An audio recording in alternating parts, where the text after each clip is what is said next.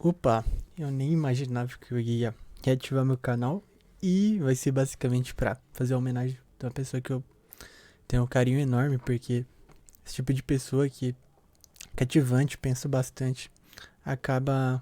Eu me sinto próximo da pessoa e acabo querendo falar, igual o Kentaro Miura. Felizmente ele faleceu, né? A gente só recebeu a notícia ontem, dia 20 desse mês.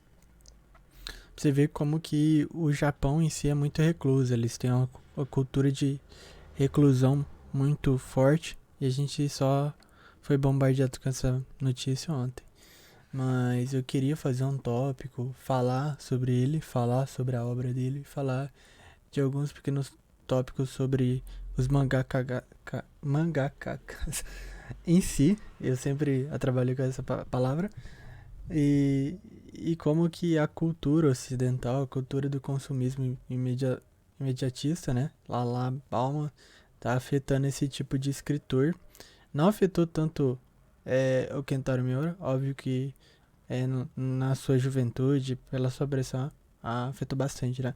Então, queria falar primeiro da, da, da pauta sobre a obra em si, está inacabada, e tipo, o pessoal fala, meu Deus, não acabou e agora?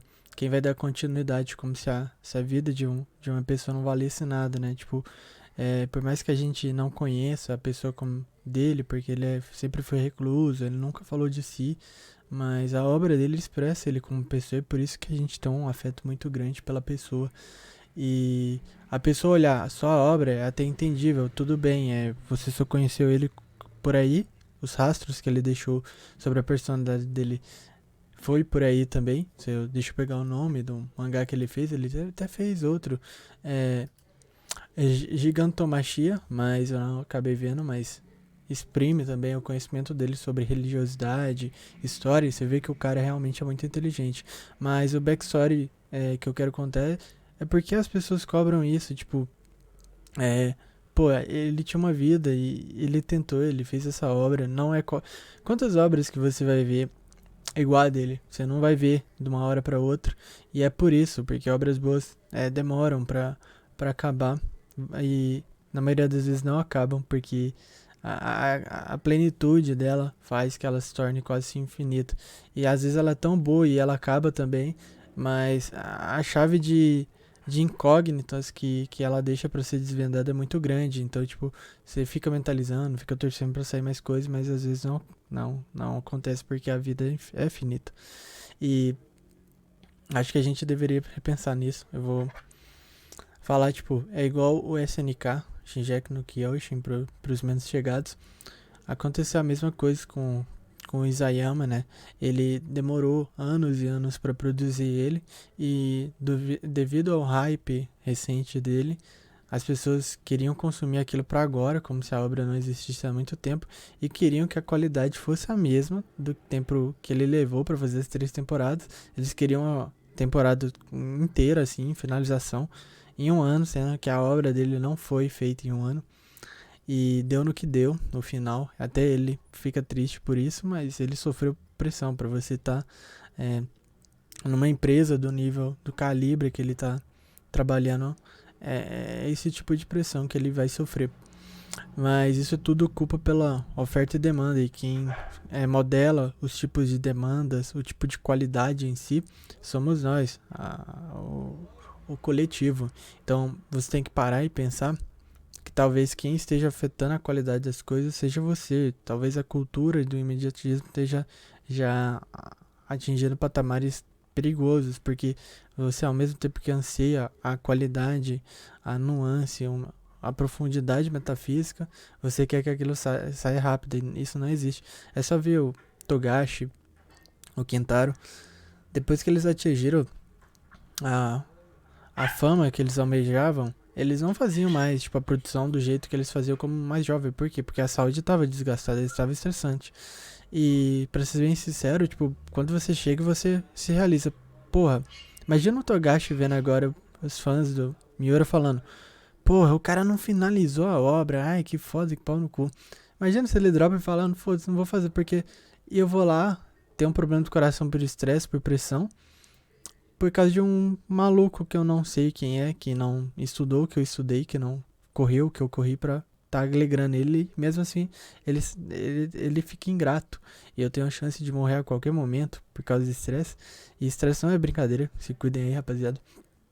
E ainda ter que ouvir isso, cara. Imagina. Então, tipo, não faz sentido, cara. Usa um pouquinho da tua cabeça. Eu sei que você é capaz disso. E eu sei que talvez quem deveria estar ouvindo isso aqui não vai ouvir. Então, meio que foda-se. E basicamente é isso sobre os fãs.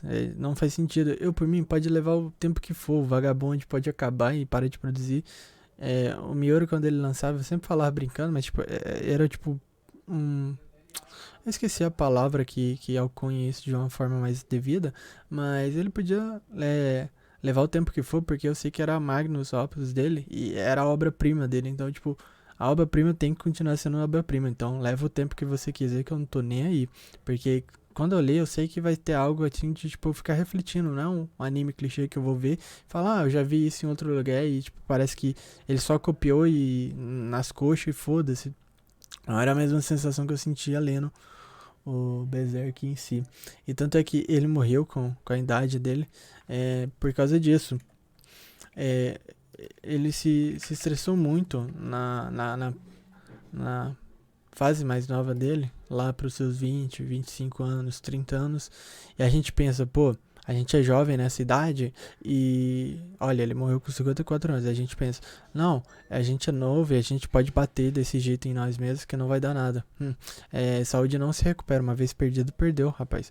Esse estresse vem na sua fase mais velha pra te cobrar. Então, mesmo você sendo novo, dedica a tua hora de sono, vai descansar, cara. Não faz isso com a tua vida. Ele partiu com 54 anos, sendo que a média do Japão, na época que ele nasceu, era de 87, 92. Agora ele tá se aproximando de 100, 102. E tu vê que ele tá bem abaixo da expectativa. Por quê? Porque a rotina de um mangaka não é fácil, cara. Então, é isso que eu queria passar sobre oferta e demanda, sobre consumismo, sobre imediatismo, cara. Coisas profundas, coisas bem desenhadas, coisas com um roteiro demanda tempo, cara. Você pode falar, não, mas e One Piece? Porra, aí também já tem outro patamar, o número de assistente, mas a vida é muito mais do que você pensa, que você não imagina como muitos assistentes são mal pagos, e mesmo assim ele vem pra te trazer essa qualidade de obra, e você ainda reclama. Não faz sentido, cara. Repensa nas tuas atitudes. Tanto é que eu pincelei um pouquinho do SNK pra você ter ideia, o tamanho da profundidade. Todo mundo queria que saísse, sabe? Saiu? Nossa, que merda, eu não gostei. O Isayama tá triste, que miserável, por que ele não pensou bem? Ideias demandam tempo, seu mula. Basicamente é isso. E eu falei também do Eiichiro Oda, que também é uma figura à parte, ele gosta de trabalhar muito. E mesmo assim tem no contrato dele pra ele descansar, porque a produtora sabe, pô, eu sei que tu gosta de trabalhar, mas eu não quero que você morra, porque o workaholic leva burnout, ou até um burnout sem a vontade da pessoa, porque ela gosta de trabalhar, mas ela não percebe. Mas não é porque ele se preocupa com a saúde ou a personalidade de si, mas é porque a editora em si é bastante gananciosa e sabe que ele é a galinha dos ovos de ouro dela, e se ele morrer, fudeu, né? Então, toma cuidado aí, mas você fica até triste, tipo, a pessoa só pensa na saúde do cara porque ele é famoso e só em situação de pré-morte, o cara tá se definhando. Porra, não é assim a vida. E sobre a obra, assim, se continua, se não continua, pra mim, tanto faz. E eu vou citar alguns motivos do porquê eu acho isso. Eu tô pra terminar ainda, falta pra mim 50 capítulos, eu sei que é imensidão, mas é porque eu comecei a ler há 4 anos atrás, o pessoal fala, não leio com pressa, porque o Miura ele já tava na fase dos hiatos e tal, eles me explicaram, meus amigos, falaram, ó, se você começar a ler agora e rushar, você não vai conseguir terminar a ler, então, tipo, eu leio sem pressa, sem como quem não quer nada. Só que quando eu li essa notícia, eu fiquei triste, né, até dei uma lida a mais pra ver o que tá acontecendo, pra poder repassar. Mas não que isso seja de grande relevância, mas o que acontece é o seguinte, tem um assistente dele e tem bastante vídeo, se você procurar na internet de curiosidade de como ele treina os assistentes, e é bastante interessante de ver a calma do Miura e do porquê a obra tem esse tamanho. Quando você vê ele desenhando com o nanquim, eu falo que não pode ter pressa, que a imagem em si, eu não sei como se chamaria uma folha em si, a parte. Ele fala, não, a imagem em si tem que pegar todas as profundidades de preto para que a imagem dê a profundidade, dê o sentimentalismo. É como se eu estivesse vendo é, um, um pintor criando uma obra de arte a cada quadro, sabe? Tipo, ele não tinha a menor pressa de terminar cada quadradinho da página em si. E é isso que é interessante de ver que ele destoa com a sociedade imediatista de hoje em dia. E é por isso que você vê que a obra dele é tão boa. E mesmo que o assistente dele receba todo o treinamento e recebeu clareza, até saltou no Twitter que vai tentar continuar a obra justamente por causa de nós, né? Que queremos ter a finalização porque tem os anseios. Eu vou falar sobre o inconsciente nosso, sobre algo não finalizado, porque a gente sente isso, mas eu vou deixar um pouquinho mais pro final para finalizar, né? E mesmo que ele continue, não são os pensamentos do Miura, são os pensamentos do Miura projetados e filtrados por outro inconsciente. Então, mesmo que termina, você vai ficar feliz? Beleza, mas eu provavelmente não vou, porque o Magnus Opus foi começado por ele e deveria ser terminado com ele. E já que não foi terminada, e eu nos capítulos atuais, pelo que eu pude entender, pelo que eu pude ler, eu tomei spoiler, né? Porque eu li o finalzinho. Pra mim tá perfeito, cara. Não tenho o que acrescentar. E mesmo que tu vai pensar um final, mesmo que o artista e o assistente dele for ajudar pra terminar, dá pra entender o que ia acontecer com o Guts num modelo mais metafísico, sabe? Então, o que eu vou citar é do capítulo, se eu não me engano, é o capítulo 83, que ele fala sobre a mão de Deus, a explicação orgânica do que traça os objetivos dela e da humanidade. Basicamente, o inconsciente coletivo, se você pensar na era medieval, todo mundo ficava com medo. O dia do amanhã era bem inconsistente, bem amedrontador para muitas pessoas, porque morriam de fome, morriam de peste, a peste negra, a peste bubônica, e isso permeava o inconsciente coletivo das pessoas. E essa parte aqui que rege o mundo nesse episódio explica que ela é alimentada e ela faz o ciclo da vida regir a partir disso. Então, mesmo hoje em dia, você vai perguntar pra uma pessoa, você vai perguntar qual que é o dia da manhã pra ela vai sentir meio que essas nuances, não com a mesma profundidade com o cara da era medieval, até porque, porra, o cara morria com 40 anos, 30 anos tipo, com a saúde toda debilitada, sem os dentes. E a qualidade de vida hoje em dia aumentou bastante. Mas essa incerteza do amanhã gera muito, tipo, guerras, briga por recursos, porque a gente não quer se unir com o desconhecido, e o próximo às vezes é o desconhecido pra gente, e isso aí gera o ódio. O ódio por si só fomenta as atitudes da mão de Deus para fazer tudo aquilo que ela fazia. Então, quando você pensa no Griffith, a personalidade do Griffith em si, ele sempre foi um cara, entre aspas, livre, que queria conquistar o mundo, e ele não conseguiu isso em vida. Mas como um ser transcendente, ele já tá fazendo todo esse traçado do plano. E ele falava muito de como era patético uma pessoa sem objetivo, sem missão, e que era escravo de outras pessoas na missão de alcançar algo, porque ela mesma não tinha nenhuma missão. Assim como o Guts pensava a mesma coisa. E você vê que a mão de Deus é regida por esse ser supremo, ou ser no topo da cadeia, entre aspas, alimentar do transcendentalismo. Você percebe que ele é, entre aspas, o demiurgo, o Deus, a pessoa que tem a manipulação de todas as cordas. Você percebe que agora quem é o escravo, e ele não percebe isso, porque você, numa terceira dimensão, consegue manipular os objetos de duas dimensões. Esse ser transcendental estaria na quarta dimensão controlando a mão de Deus.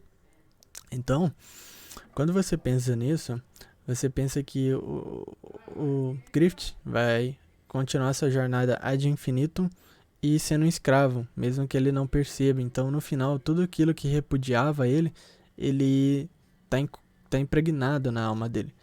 E o Guts, nos capítulos atuais, não tá tanto assim.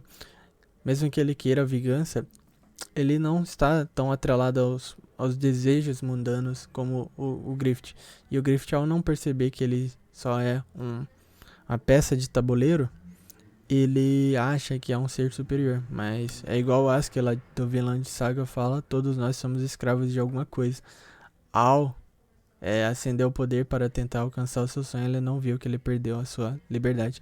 Então ele vai continuar correndo de infinito e vai virar o escravo mais patético que ele odiava. Pra mim isso aí é simplesmente fantástico, cara, porque o Guts no final venceu. Porque o Griffith simplesmente ele perdeu a luta que ele tanto almejava e os sonhos dele, enquanto o Guts está almejando, ele tá vendo o que importa no mundo, coisa que ele não enxergava. Pra ele era só batalha, assim como o Musashi do Vagabond fazia no começo da série e como ele foi se transformando até o final da série. Um cara mais, não falaria pacifista, porque tem uma transição. E essa é a mesma visão do Guts. Enquanto ele vai se perdendo da escravidão, como diria o Askeladd, todo mundo é escravo de alguma coisa, ele tá seguindo o caminho contrário. Enquanto o Griffith, embebedado e cego, continua nessa escravidão eterna. E isso é simplesmente excelente. Talvez você não concorde comigo, mas pensando numa visão metafísica como o Miura pensava, dá pra entender isso. E isso é a minha percepção, tentando entender a metafísica do Berserk. E por final, eu queria falar do porquê a pessoa, por si só, almeja que as coisas sejam finalizadas, porque isso aí remete à nossa vida. Quando pensamos na nossa vida, a gente não sabe o dia da manhã, a gente não sabe quando a gente vai morrer. E quando a gente morre, simplesmente morre. E a gente deixa uma obra inacabada. Então, ver uma obra inacabada, a gente está vendo o nosso próprio túmulo, a nossa própria nuance, a nossa própria fragilidade perante o dia da manhã. E fala, caralho, o cara falava do metafísico, o cara era simplesmente maravilhoso, simplesmente inacabou. Eu tô vendo o meu túmulo aqui. Eu tô vendo o meu maior medo, o dia da manhã. Porra, por que você não acabou? Por que você não acabou com a obra? Finalizou ela como seria devido. E é isso que remete a gente, pô. Se ele tivesse terminado e morresse, tudo bem. Ele deixou a vida dele completa, mas não é assim que a vida é. E assim é até melhor, porque é igual eu mesmo posso projetar. O artista dele pode projetar o final. E é isso, quando a obra é tão perfeita, ela não acaba, cara. Pode ficar tranquilo, você pode pensar à vontade. Isso que é a maravilha que o Miura tentava passar pra gente. Que o melhor ouro da humanidade é isso, é a percepção sobre o mundo real. E ele não é muito bonito, mas a gente tem que continuar seguindo em frente. E se a gente continua seguindo em frente, é tudo isso que importa até o último dia da nossa morte. Sem ódio, sem rancor, e colhendo os bons frutos que a gente pode aprender das percas, das vitórias e das felicidades. E isso aí ele deixou com maestria nessa obra aí, que mais de 30 anos aí ele andou trabalhando. Basicamente é isso que eu queria deixar de tributo a esse homem. Muito obrigado aqui.